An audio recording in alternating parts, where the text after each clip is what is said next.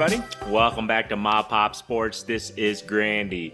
If this is your first time here, welcome. Appreciate you guys checking out this video, checking out the channel. If you guys are returning, welcome back, guys. We made it through the week. Happy Friday. Happy Fun Friday, everybody. Hopefully, everybody had a great week, whether you're working, whether you're selling cards, whether you're just collecting cards, whatever the case may be, guys. Hopefully you guys had a good week. I had like I was saying, I think this week has been an up and down week. I think last night and today has been a decent rebound from the past couple of days, so sales has increased a little bit on that. So we'll get into that this weekend. I'll try to do a video about what sells, so make sure you guys subscribe if you have not. But this weekend I'll probably do a video of what's been selling on my eBay store, what I've seen, just trends and stuff. I usually do that once a week if you guys first time here. So other than that, today is just a Q&A, guys. I usually do this once a week too. I get a lot of people DMing me on Instagram or just commenting on some of these videos, just questions here and there. I just try to answer whatever I can. Keep in mind, this is from my experience only. I'm not, like I said, I don't know if I'm correct or right or wrong. Who knows? This is just from what I see and what I do. It's just kind of, like I said, just through my experience. You guys are going along this journey with me. You're wondering of doing this full time. So let's go.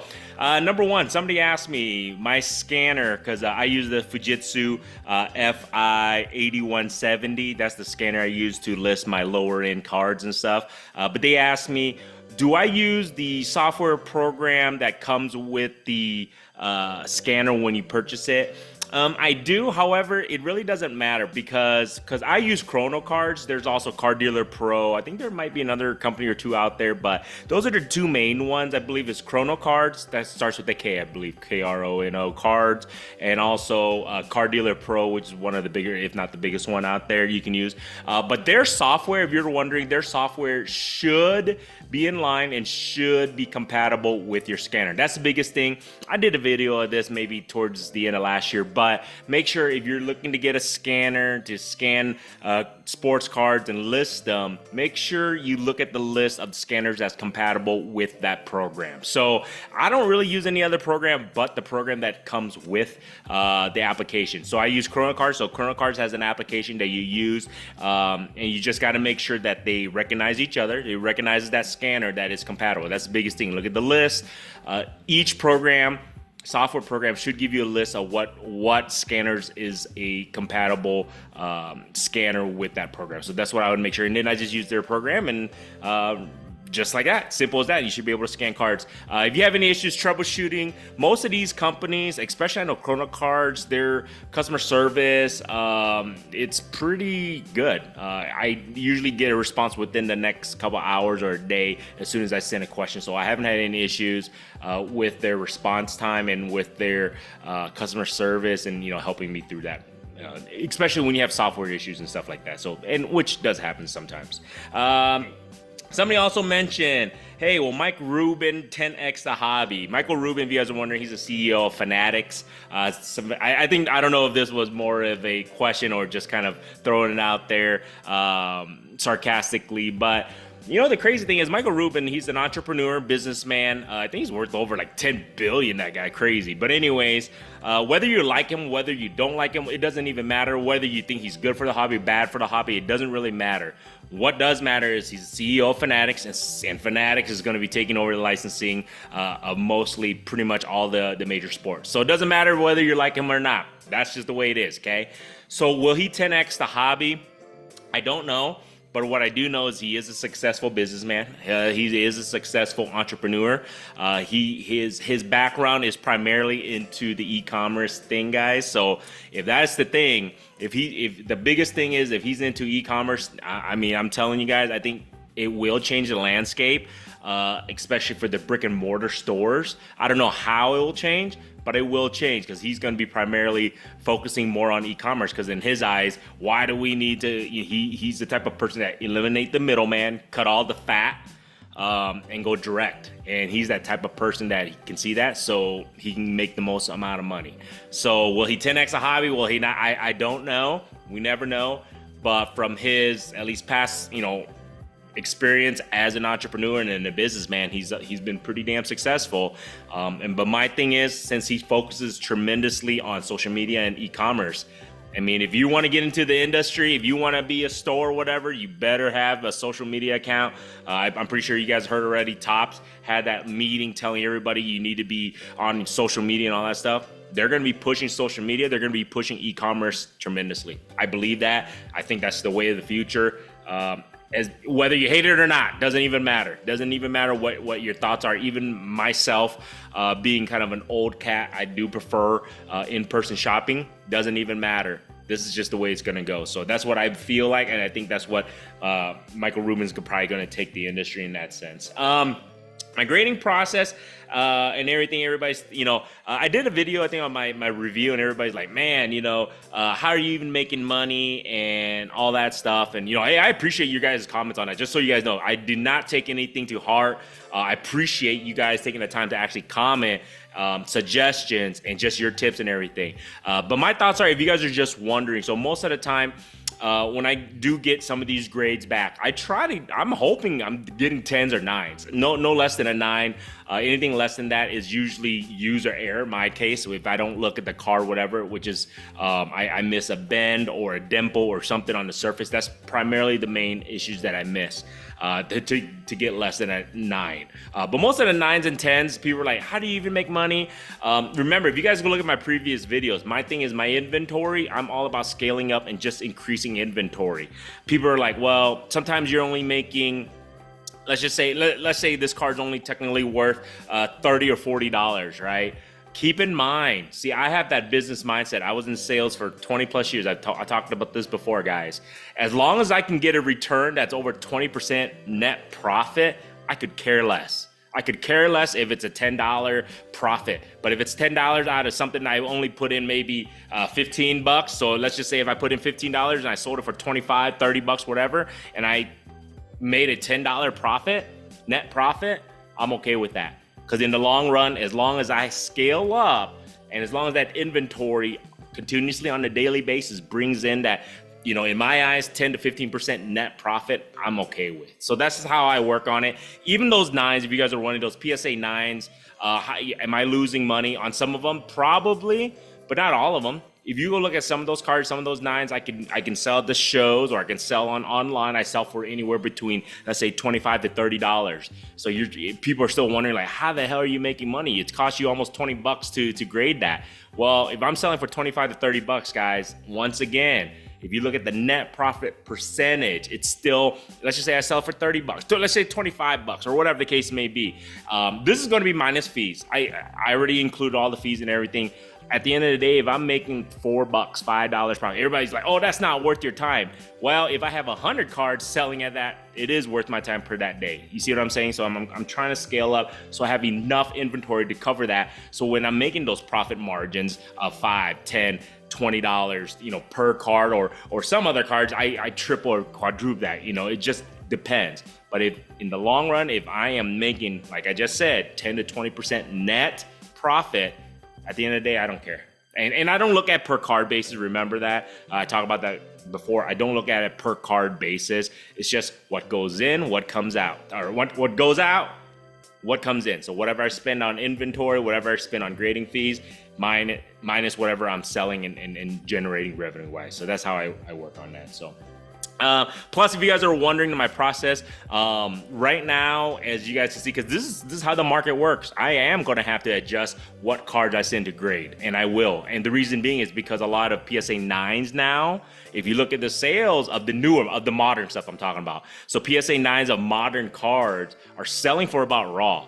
So it is better. If I don't think I'm going to get a 10, I might have to be a little bit more picky, or I'm going to have to go a little bit more vintage stuff, more vintage, older stuff, or more stuff that is unique, that is low pop or numbered or autos, things like that. That's where I'm going to be looking towards more instead of just the basic parallels now, because like I just said, a lot of the base or whatever, the raws are selling just as much as the 9. So if that is the case, you have to look at per card basis. And like I said, you always have to adjust. I'm adjusting now on what cards I'm going to be sending to grade. So if you guys are wondering on that, so you're going to have to, I'm going to have to on that.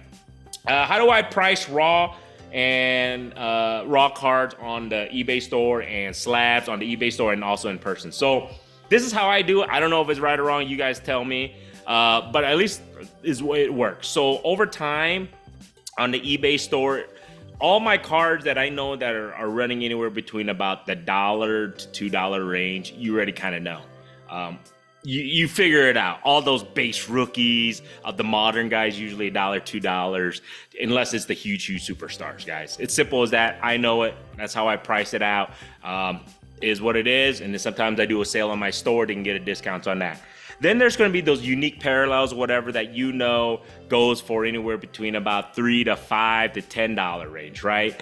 Once you hit about the close to the $10 range, I usually look up the comps and then I price it out. But everything else in between that, I mean, you can just estimate. If you do this long enough and you see enough cards, the type of card, the player, and all that stuff, you already know how to price that for your eBay store. You over time, you figure it out. Now, people are like, well, what happens if that player gets hot and you're underpriced? Well, it doesn't matter, because before that player got hot, obviously I was overpriced if I didn't sell that card. That's how I look at it. If he gets hot or she gets hot, and all of a sudden their card sells and, you know, I'm underpriced, it is what it is. I was going to sell it for that specific price anyways a week ago when they weren't even playing very good, right? So that's how you got to look at it. You can't go back and reprice it. It would just drive you nuts, so I don't even do that. Slabs, I usually go off of comps on the last. I usually try to average out the last 3-4 comps when I'm listing my slabs and everything, so I can try to be within range, have some flexibility, because most of my cards are for best offer only also. So that way it gives me a little bit of negotiating room, but usually I try to price them where the comps are. Sometimes in a week or 2 weeks they drop, sometimes they go up. I try to go back. I don't have time, but when I do have time to go back and reprice it, I will try. And I do the same thing with the shows. So what I normally do about a week of a show, I go through whatever inventory I'm going to be having there, and I just comp most of the bigger cards or whatever cards, or the mid cards and everything. I usually comp pretty much right at the comps, right before the show. It takes a lot of time, takes a lot of work. That's why people have to understand it does take work, guys. There's no ifs, ands, or buts around it, unless you want to use the previous comps, and you never know where you're at, whether you're too high or too low. But for shows, I usually try to be at about comps, and then I might have a 10 to 20% leeway to negotiate. And the reason being, because now I don't have the eBay fees. So that's where you got to kind of take, for instance, in regards to having in-person shows and stuff. And that's how I price it. I think I did a video on this. If you want to go take a look on how I price things, but that's just kind of a quick way of just letting you guys know how I usually price it. Experience will teach you how to price, specific cards most of the time on that. So how do I ship my cards when I send it with the ESE, and then how do I ship it with my slab? So if you guys seen, I've done previous videos. I know there's a lot of new subs, but in my previous videos you guys want to go see, when I usually ship ESE, I usually do it 2 ways. I usually use either the Card Saver Pro, the one here. I usually use that one. These just for the the $1, $2 cards, whatever on that. So it's a little bit more flimsy, so it can be machined, because those will get machined. That usually does not get caught in the machine when I'm mailing it USPS on that. Sometimes I can use if the I guess you can say the top loader, if it's thin enough, if you put it in the middle, it could fit. It can get machined too. You gotta be careful when you're putting it inside the envelope. Make sure you put it like in between the envelope. All right, so you got to put it in between the middle, because then once the machine catches it, it pulls it through. So you don't want to put the top loader on the ends. You want to put the top loader more in the middle. So when it's machining, it pulls it through. It goes faster. It doesn't get caught, because it does get caught. That's the thing about top loaders. I hate sometimes it does get caught. That's why I try not to, but if I have it, it is what it is. That's whatever, the card I have on that. Sometimes I use that. It just depends if I have an influx of, brand new top loaders or whatever the case, maybe I'll use that. Otherwise, like I said, I just use that. If I'm shipping a slab, I usually put I put it inside a slab bag, and then what I do is I put cardboard on the outside of it, and then I put it in a bubble mailer. I usually use the bubble mailer that's a 6x9, I think, or 6x10, I forgot, one of those two. Because once it's inside the bubble mailer, I flip it over, and it actually gives it, in my eye, a double bubble mailer. So it kind of gives it double protection. I haven't had any issues, knock on wood, on that. I usually don't have any issues on the the card saver stuff, but a lot of people always cry and whine about it. And the funny thing is, a lot of times the card doesn't even get damaged, and they still cry like, you know, you do better protect it. But knock on wood, I haven't had issues on that. Sometimes cards that I send that are not supposed to be machined, it's supposed to be hand delivered. Those are the ones that you pay for, the 3-ounce ones on the ESE wise. I do ship some of the thicker cards on that. But sometimes they do machine it and it does damage. It's happened maybe one out of, like I said, 200-300 times. It has happened. But that's kind of USPS's fault because they're not supposed to machine those, but you never know on that. So, but that's kind of how I ship it. Like I said, I did previous videos. Go take a look on that. And I try to keep it as simple as possible on that. And then just white envelope. If I'm shipping in an ESE, it's just a regular plain white envelope. I tape it down, make sure it doesn't move, and keep it nice and simple on that and protected. Last but not least, how many sales is a good week? How many sales is a bad week for me? So right now, because I think when I first started this like full time, I was trying to scale up. I was averaging about, when I first started this, like really started this last year, literally about a year ago, I was getting anywhere between about 10 to 15 sales a day. Good, bad, it all depends. And it was more of the average sales. So that has increased since I've obviously increased the value of the cards, or the type of cards, the quality of the cards that I'm slowly purchasing nowadays. My sales have increased in regards to the per average sale. Now people are asking me what's a good and bad week. It just all depends on that versus how many. So you can literally sell 2 cards a day, but if you're selling, $500, $600, $700, $800 per card, that's a great day, So it just depends. But right now, because when I first started, I was about 10 to 15 sales on average day. That includes slabs, that includes like low end stuff and all that stuff. Right now, I'm approximately getting closer to about 40, anywhere between 45 to, I would say, 60 orders a day. So it's a pretty busy day. Some days lower, some days higher, but I would say I'd average anywhere between 45 to 60 orders a day. So if I get closer to about that 50 sales a day range, I'm actually happy. That's kind of where I want it to be. I do want to increase it to about the 75 to 80 orders a day. That's where I would like to be. But like I was telling you guys, though, my average sale per order has increased as the quality of cards that I'm purchasing or investing or in inventory wise has increased. So, and as I'm increasing my slab inventories, obviously the sales per item is increasing too. So that's how I kind of calculated. That's where I'm at on that. Now when I first started this, like I said, I'll do a video on my year recap. My goal was to be at a certain amount per day. I'm getting there. I'm pretty close to that. My listings where I want to be an eBay store, I'm pretty close.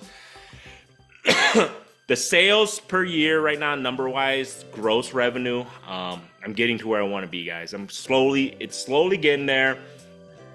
I am nervous about the economy. Everybody's nervous. How is that going to affect business and everything? I can't be the only business that's going to be affected. Everybody's going to be affected if the economy tanks or something should happen.